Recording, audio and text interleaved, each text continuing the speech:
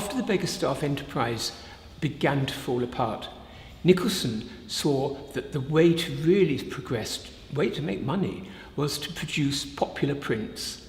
And he was one of the first artists, I think, to realise that popular prints could actually be really high quality.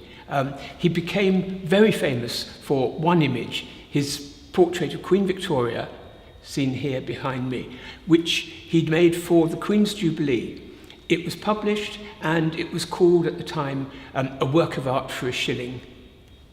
After the great success of his Queen Victoria print, Nicholson was asked by the publisher William Heinemann to create a whole sequence of books of prints.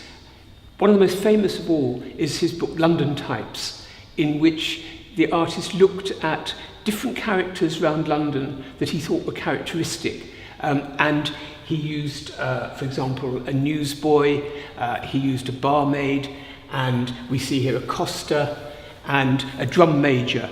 Each of them he associated with a particular part of London, so the newsboy was with the city. But rather delightfully, the pretty woman, the barmaid, he said could be in any bar in London.